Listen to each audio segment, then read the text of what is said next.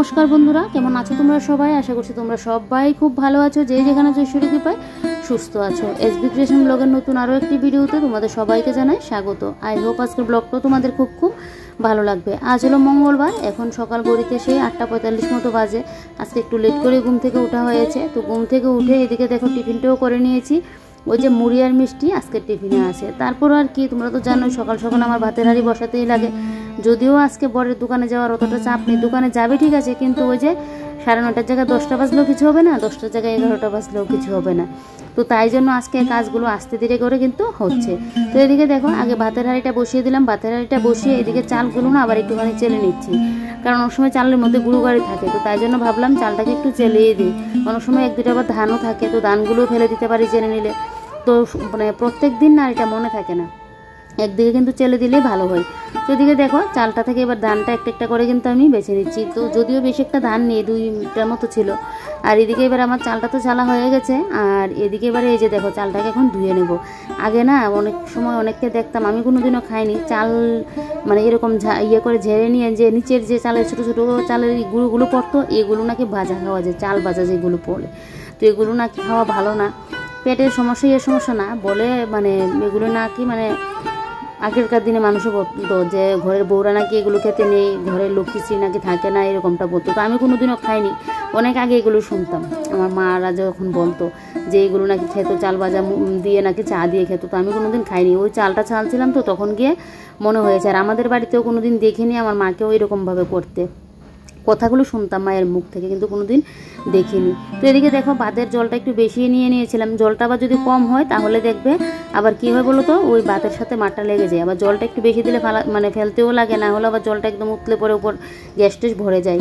আর এদিকে এখন এই যে দেখো ফিল্টারে দেখছি জলটা নেই, তো এদিকে এখানে জলটা দিয়ে দিলাম, কারণ জল তো আজকেও আসেনি, তো কি আর করবো। তো তাই জন্য ওই যে জলটা দিয়ে দিলাম। আর লাল বালতি থেকে আর দিলাম না, এই জলটা যদি হয়ে যায় তাহলে না হয় রাত্রিবেলায় দিয়ে দেবো।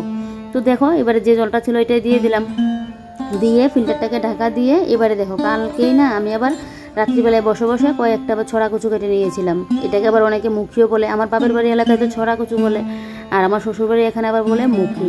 তো এটা দিয়ে আজকে তরকারি বানাবো, ফার্স্ট টাইম এইভাবে তরকারিটা করে খাবো। ছড়া কচু তো অনেক খেয়েছি, কিন্তু ওই যে শুটকি মাছ দিয়ে আজকে ফার্স্ট টাইম খাবো। আমি তো মাছ দিয়ে খেয়েছি, তারপর ফোড়নে রসুন সোমবার দিয়ে এভাবে খেয়েছি, কিন্তু শুটকি মাছ দিয়ে কখনো খাইনি।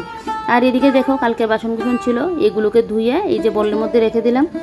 আর এদিকে কিন্তু আমার ভাতও হয়ে গেছে, এবার ভাতটাও উপর দিতে লাগবে, কারণ ভাত যদি বেশি নরম হয়ে যায় না, সেই ভাত দেখবে কোনো তরকারির সাথেই খেতে ভালো লাগে না। আবার বেশি একদম শক্ত ভাতও খাওয়া যায় না। আমার ঘরে কী বলো তো, একদম ঝরঝরে ভাত হতে লাগবে।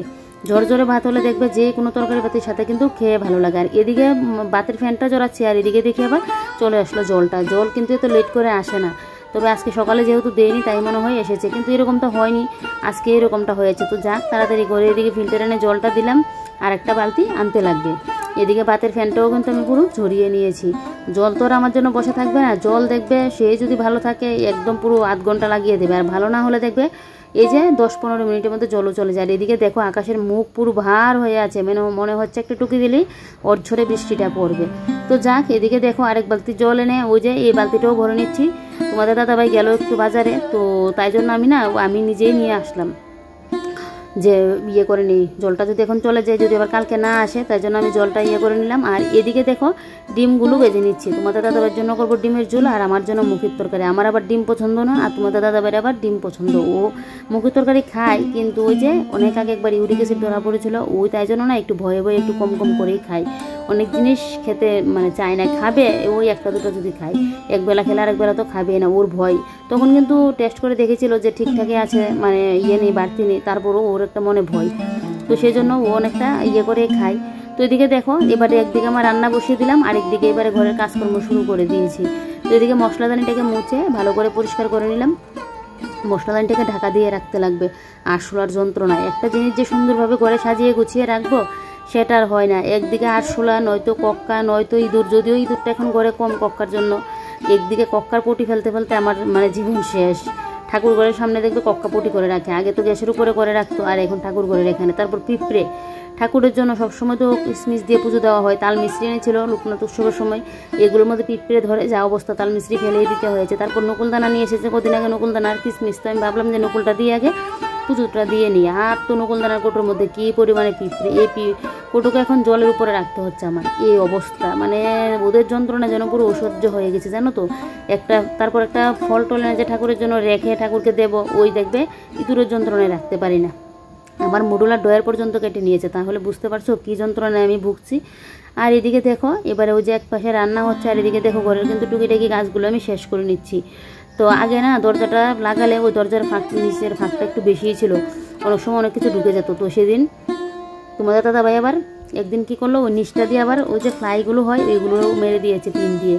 তো এখন আর কোনো কিছু আর ঢুকতেও পারবে না। হলে আগে আমার না ও পাপুসগুলো দিয়ে রাখতে হতো, অসুবিধা হতো কোনো কিছু যদি ঢুকে যায় তাই। আর আজকে দেখো আমার গোলাপ গাছে কিন্তু ফুলও ফুটেছে একটা, মানে 2টা ডাল 3টে ডালের মতো এনেছিলাম, 2 সাইড দিয়ে 3 সাইড দিয়ে লাগিয়েছি। তো 2টা সাইড দিয়ে দেখো কি সুন্দর হয়ে ফুলও আবার কিন্তু এসেছে, বেশ ভালো লাগছে। মাটির তেমন জোর নাই বলে তাই ফুলটা না ছোট ছোট হয়েছে, তারপরেও তো নিজে হাতে লাগিয়ে যে ফুলটা হয়েছে এটাই যেন বেশ ভালো লাগছে। তো যাক, এদিকে দেখো এবারে এই যে এই সাইডের জানলাটাকে একটু ঝেড়ে পরিষ্কার করে নিচ্ছি, কারণ মাকড়সার কথা তো বলে লাভ নেই। এই পিঁপড়ে, ইঁদুর, পক্কা ওদের মাঝে আবার কিন্তু মাকড়সাও আছে। ঘরে 2 দিন বাদে বাদে জাল বুনে নিচ্ছে, তারপর জানলাগুলোর মধ্যেও একই অবস্থা, মানে আর বলে লাভ নেই, এরকম অবস্থা করছে। আর এদিকে দেখো মুখি কুচুটাকে ডিমের ঝোলটা আগে নামিয়ে নিয়েছি, তোমাদের দাদা হয়তো খেয়ে যাবে। আর এদিকে দেখো মুখি কুচুটাকে ভালো করে কিন্তু আগে শুটকি মাছ আর মশলার সাথে ভাজি করে নিচ্ছি। মশলা বলতে কি, ওই যে পেঁয়াজ, রসুন, এগুলো কাঁচা লঙ্কা বাটা, তারপর লঙ্কার গুঁড়ো, এগুলো মানে এতটুকু, কিন্তু জিরের গুঁড়ো ধনের গুঁড়ো কিন্তু দেইনি। তো বেশ টেস্ট হয়েছিল। আমি তো পরে বয়সটা দিচ্ছি তাই তোমাদেরকে বলছি, জীবনে ফার্স্ট টাইম এই ছড়া কচু দিয়ে না শুটকি মাছ দিয়ে রান্না করেছি, বেশ ভালো হয়েছে খেতে। তো যাক, এদিকে দেখো এবারে ওই যে 2 সাইডের টিনগুলো একটু মোছামাছি করে দিচ্ছি। আর এদিকে তোমার দাদা ভাই আবার গিয়ে আমাকে স্নানে যাওয়ার আগে কী করলো, ও আবার আমাকে গাছ থেকে কয়েকটা আবার লঙ্কা, তারপর নতুন গাছে আবার বেগুনও ধরেছে, ও আবার এগুলো তুলে দিয়েছে। দাঁড়ো তোমাদেরকে দেখাবো একটু বাদে।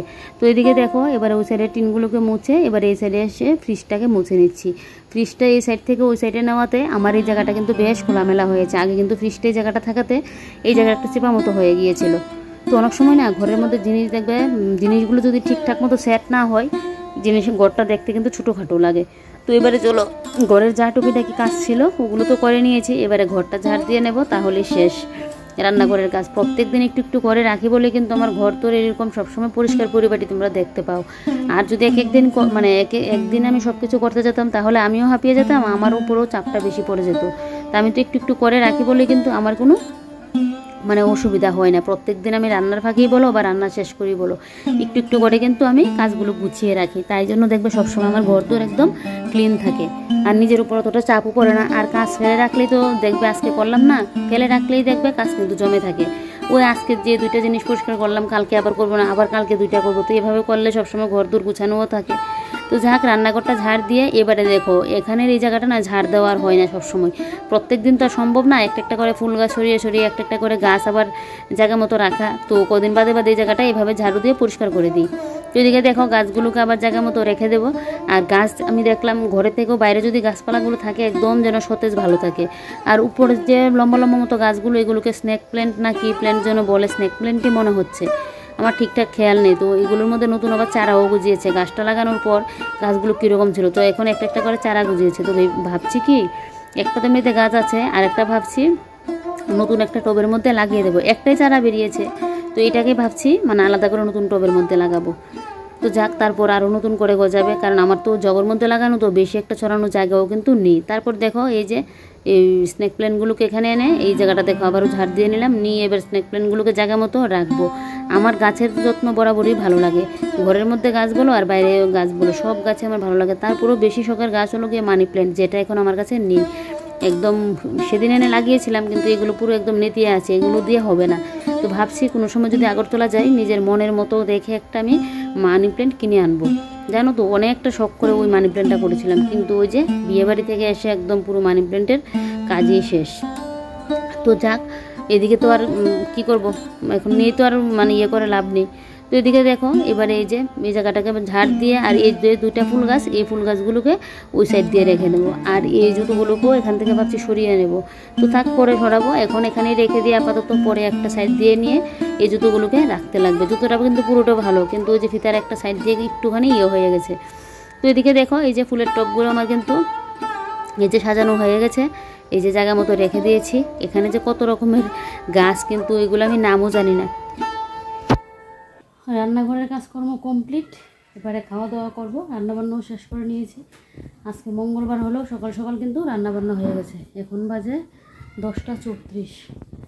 তো খাওয়া দাওয়া করে তারপর গিয়ে ওই ঘর তোর গুছিয়ে গাছিয়ে নেবো। তারপরে অন্য দিনের চেয়ে আজকে কিন্তু রান্নাটা তাড়াতাড়ি হয়ে গেছে। মানুষের যেরকম মন বোঝা যায় না, সেরকম আকাশেরও। একটুখানি আগে দেখলাম, তোমাদের সাথে শেয়ার করলাম, কি মুখ বার করেছিল। তো সেই আবার রোদ দিয়েছে কোথায়। আমি তো ভাবলাম বৃষ্টি হবে, একটু ভালো লাগবে। এত পরিমাণে গরম। আর গরমটা কী হবে না, তো শরীরের মধ্যে লঙ্কা টঙ্কা ধরলে যেরকম জ্বালা করে, এরকম জ্বালা পুরো শরীরের মধ্যে। তো রান্নাঘর পুরো পরিষ্কার করে নিয়েছি। আর এদিকে 2টা বোতল আছে, তো এই 2টা বোতল ভর্তি করতে লাগবে। আজকে জলটা এসেও বেশিক্ষণ দিইনি, তারপর আমার ফিল্টারের জল তুলেছি আর বালতিটার মধ্যেও দিয়েছি, জলটা বেশিক্ষণ দিইনি।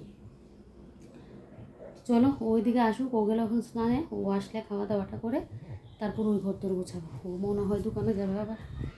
ভালো লাগছে না গরমে, অশান্তি লাগছে, অশান্তি, অসহ্য গরম যাকে বলে। তারপরেও দেখবে সকাল সকাল কাজকর্মগুলো শেষ করে নিতে পারলে বেশ ভালো লাগে কিন্তু। আর এই যে দেখো, তোমাদের বললাম না একটুখানি আগে যে বড়মশাই গাছ থেকে লঙ্কা নিয়ে এসেছিলো। আর এই যে দেখো লম্বা লম্বা লঙ্কাগুলো দেখতে কি ভালো লাগছে না? এটা কিন্তু কিসের বলো তো, ওই যে শুকনো লঙ্কাগুলো বাজার থেকে নিয়ে আসে ওই ফোড়ন টোড়নের মধ্যে দেওয়ার জন্য। এই লঙ্কার বীজগুলো মানে ইয়ের পর বাছার পর যে লঙ্কার বীজগুলো থাকে, এগুলো না আমি ফেলে দিই। এগুলো থেকে গাছ হয়ে দেখো কি লম্বা লম্বা লঙ্কা হয়েছে। এতটা পরিমাণে ঝাল এই লঙ্কাগুলো, জানো তো। আর এদিকে দেখো একটা নতুন গাছে বেগুন হয়েছে, তো এটাও নিয়ে আসলো। আর এদিকে দেখো মেনুগুলো আছে, কী কী রান্না করলাম। ভাত তো এদিকে দেখলেই, এদিকে ডিমের বড়া করে ঝোল করলাম। আর এদিকে হলো কি আমার প্রিয় মুখির তরকারি, শুটকি মাছ দিয়ে। দেখো দুর্দান্ত লাগছে না দেখতে, খেতেও কিন্তু সেই রকমের টেস্ট হয়েছে। তারপর এদিকে তোমাদের দাদাভাই খাওয়া দাওয়া কমপ্লিট করে ও দোকানে চলে গেল, আমিও খাওয়া দাওয়া কমপ্লিট করলাম। পরে আমি অনেকটা সময় বসেছিলাম, প্রায় 8 ঘন্টা মতো বসে টসে। এদিকে দেখো এবারে লেগে পড়লাম ঘরের কাজে। তো তোমাদের দাদাভাই তো দোকানে চলে গেল, এবারে আমি আমার মতো করে কাজ শেষ করে তারপর গিয়ে কিন্তু স্নান টান করে এসে পুজোটা দেবো। ও কোনো দিন মঙ্গলবার বাড়িতে থাকে, বেশিরভাগ কিন্তু দোকান খোলাই থাকে। এখন তো আবার পুজো চলে আসছে, সেই দেখবো বেশিরভাগই দোকানে চলে যাবে। আর এমনিতে তো পুজোটা এবার মানে একটু এগুনোই, কারণ অন্য বার দেখে পুজোটা কিন্তু একটু লাস্টে পড়ে, কিন্তু এবার পুজোটা একদম তাড়াতাড়ি। তো যাক, এদিকে দেখো এবারে ওই যে এখানে গাছটা ছিল, এটা 2টা সাইডের পাতাগুলো দেখছি একটু পেকে পেকে কীরকম হয়ে আছে। তো পাতাটাকে একটু ঠিকঠাক করে দিলাম, দিয়ে এদিকে এই যে কালকের আমার নাইটি ভেটিগুলো, এগুলো এমনিতেই রাখা ছিল, এগুলোকে আর গুছানোর সময় হয়নি। তো তাই জন্য আবার এগুলোকে একটু গুছিয়ে গাছিয়ে ঠিকঠাক করে রাখছি। আমার মানে আমার না ঘরের মধ্যে কাপড় চোপড় যদি আগুছালো হয়ে থাকে, আমার যেন ভালোই লাগে না। কতগুলো মানে কতক্ষণে এগুলোকে আমি ঠিকঠাক করব, আমার এরকমটা মনে হয়। আর এইভাবে আগুছালো দেখলে আমার যেন শরীরের মধ্যে আরও গরমটা বেশি লাগে। এমনিতে তো গরমে না যাওয়ার অবস্থা, তার উপর যদি এরকম কাপড় চোপড়ের টাল পরে থাকে, অসহ্য যেন লাগে, জানো তো। তো চলো এবারে কাপড় চোপড়গুলোকে গুছিয়ে জায়গা মতো নিয়ে রাখি। আর এই যে উন্নাটা দেখতে পাচ্ছ, আরেকটা আছে আমার হলুদ কালারের, এগুলো কিন্তু বেশ অনেক দিনের। তো এমনিতে তো উন্না আমার লাগে না, ওই কাছে ধারে যদি পাড়ার দোকানে যাই তখন গিয়ে উন্নাটা নিই। দোকানেও আমার কম যেতে লাগে, খুবই কম।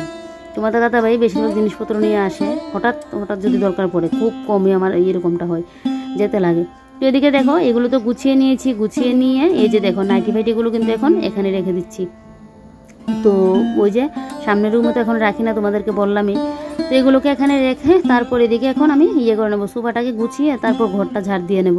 আর ওই যে দেখো ওই সাইড দিয়ে বস্তাটা দিয়ে রাখলাম, পাপোশটা দেওয়াতে ওই বাইরে যেহেতু পিছন দিয়ে কাজ হচ্ছে, আর পাপোশটা দিয়ে রাখলে না একদম সিমেন্টের গুঁড়ো টুরো পরে জুতোগুলো তো নোংরা হয়ে থাকে, আর বাইরে আসলে একদম পাপোশেরও কাজ পুরো শেষ। তো তাই জন্য পাপোশটা রেখে দিয়েছি, আর এই চানাটা দিয়ে রাখলাম যাতে কোনো অসুবিধা না হয়। এটা নোংরা হলেও আমার অসুবিধা হবে না। আর এদিকে দেখো এবারে সোফাগুলোকে একটু টান টান করে ঠিকঠাক করে নিচ্ছি। একজন আমাকে কমেন্ট করে বলেছিলে সোফার ওই কাভারগুলো যেন লাগিয়ে নিই, না হলে দেখতে ভালো লাগছে না। কি বলো তো, কদিন আগে উঠিয়ে নিলাম, তো এখন এইভাবে কদিন থাক, তারপর আবার গিয়ে এগুলো লাগিয়ে নেব। এখন যখন কয়েকদিন আগে তুললাম, এখন আর পাতবো না, একটু এভাবে থাক। সবসময় মানে ঘর একরকম দেখতে দেখতে না একটা একঘেয়েমি চলে আসে যেন। তো তাই জন্য ভাবলাম যে কদিন বাদে আমি এটা এখানে আবার সেট করব। তারপর আর কি এদিকে আমি ঘরটা ঝাড় দিয়ে নিলাম, ঘরটা ঝাড় দিয়ে এবারে দেখো বাইরেটাও ঝাড় দিয়ে নিচ্ছি। আর দেখলেই তো কিছুক্ষণ আগে আকাশের কি ভাব, বৃষ্টি তো আসেনি শুধু। আর এখন দেখো কি পরিমাণে রোদ দিয়েছে, এত পরিমাণে রোদের মধ্যে কাজ করতে দেখো ভালো লাগে না। একটুখানি কাজ করলে মনে হয় কত না কাজ করে নিয়েছি, এরকম অবস্থা হয়। তারপর এদিকে এই যে পাপোশটাকে ঠিকঠাক করে এখানে রেখে দিচ্ছি। আর এই পাপোশগুলো কিন্তু আমার হাতে বানানো, এটা না শুধু, আরও কিন্তু আছে, সবগুলো পাপোশ কিন্তু আমার হাতে বানানো। তো এদিকে যাবো স্নানে, তো তার আগে আবার ফ্রিজ থেকে বের করে নিয়েছি আচারের কৌটোটা। ওই যে মায়ের জন্য আচার বানিয়েছিলাম, তো মাকে তো বেশিরভাগই পাঠিয়ে দিয়েছি, আমার জন্য অল্প মানে একটুখানি রাখলাম। আমার আবার ভালো লাগে মাঝে মধ্যে, সবসময় যে ভালো লাগে তা না। তো মাকে তাই বেশি করে দিয়ে দিয়েছি, কারণ মা তো আর সবসময় বানিয়ে খেতে পারে না, মানে বানিয়ে তো আর মা খেতে পারে না এখন, ওই আমি যখন পাঠাই তখনই, তো তাই জন্য মাকে একটু বেশি করে দিয়ে দিয়েছি। আর এদিকে দেখো আমার জন্য আচারটা নিয়ে নিলাম, নিয়ে ভাবলাম তার আগে আমি স্নানের কাপড়গুলো রেখে আসি। আর দেখো কী পরিমাণে রোদের অবস্থা, গাছগুলো যেন রোদটা উঠলে একদম পাতাগুলো যেন ঢলে যায়, এরকম অবস্থা হয়। তো নাইটি ফাইটিগুলো বাথরুমে রেখে এসে এদিকে দেখো এবার আমি কিন্তু এই বড়ুর আচারটা খেয়ে নিচ্ছি। আমার এতটা ভালো লাগে খেতে বড়ুর আচারটা, খুবই ফেভারিট। তারপর আর কি, এদিকে কালকে আবার ঠাকুরের বাসনগুলো মাজা ঘষা হয়নি, এবারে ঠাকুরের বাসনগুলো মাজতে হচ্ছে। পুজো দিতে এসে যদি আমার ওই ঠাকুরের বাসন কুসন মাজতে গিয়ে অনেকটা সময় দেখবে চলে যায়, আর তার উপর রোদ, এগুলো করতে গিয়ে আমি অর্ধেক ঘেমে যাচ্ছি। তো যাক, কেন জানি কালকে আমি এই বাসনগুলো ধুয়ে রাখিনি। এক এক সময় হয় না, প্রত্যেক দিন তো আর সংসারের কাজগুলো এক একভাবে হয় না বলো, এক এক সময় এক একভাবে হয়। তো কালকে আর যেহেতু মাজা হয়নি, এখন তো মাজতেই লাগবে। তো যাক, এদিকে পুজোর বাসন কুসনও মেজে ঘষে নিয়েছি, এবারে গিয়ে চট করে পুজোটা দিয়ে নেবো। পুজো দিয়ে আবারও বাসনগুলো মেজে রাখতে লাগবে, কারণ আবার রাত্রিবেলার পুজোও আছে তাই। তো এই যে দেখো এদিকে আমার কিন্তু পুজো টুজো দেওয়া কমপ্লিট। এবারে বসলাম এখন জলটা নিয়ে, কারণ জলটা আমি খুবই কম খাচ্ছি। জল কম খাওয়ালে দেখবে আমাদের শরীরে কিন্তু অনেক রোগের সমস্যা দেখা দিই। তো জল যত খাবে তত ভালো, কিন্তু আমার তো মনে আর থাকে না জল খাওয়ার জন্য। জল খেতে আমার কোনো অসুবিধা নেই, কিন্তু খাওয়ার কথা আমি ভুলেই যাই। তো যাক, এদিকে জলটা খেয়ে নিলাম কিছুটা, জলটা খেয়ে তারপর আর কি এদিকে এখন ভাবছি একটুখানি শুয়ে থাকবো, রেস্ট করবো। তোমার দাদা তো এখন আসবে না, তবে অন্য দিনের মতো যে 3:30 4টা বাজে আসবে এরকমটা না, চলে আসবে 2টা 2:30টার মধ্যে চলে আসবে। তো এদিকে আমি কি করলাম, অনেকটা সময় শুয়েছিলাম। তোমার দাদা ভাই আবার আমার জায়ের বাড়িতে আসলো, তো আমিও আসলাম জায়ের বাড়িতে। আজকে নিমন্ত্রণ ছিল ওই যে বিপদনাশিনী পুজোর, তো জায়ের বাড়িতে এখন আসলাম। তো এসে এই যে দেখো এবার যা এদিকে দিয়ে দিল প্রসাদ, এদিকে আমার বাসুর যা তোমার দাদা ভাই সবাই মিলে কথাও বলছি, আর এদিকে প্রসাদটাও খাচ্ছি। তো চলো আজকের ব্লগটা এখানে শেষ করছি। তোমরা সবাই ভালো থেকো, সুস্থ থেকো আর সাবধানে থেকো। ভিডিওটা ভালো লাগলে লাইক কমেন্ট আর শেয়ার করতে কিন্তু ভুলো না। তো চলো এবারে ওদের সাথে একটু গল্প টল্প করি, তারপর সেই তো আবার আমাদের দুপুরে খাওয়া দাওয়া হয়নি। আমাদের দাদা ভাই তো এসে ওদের বাড়িতে চলে আসলো, তো আমি ভাবলাম আমিও একবার প্রসাদটা নিয়ে আসি, তারপর না হয় খাওয়া দাওয়াটা করা যাবে। তো চলো বাই বাই।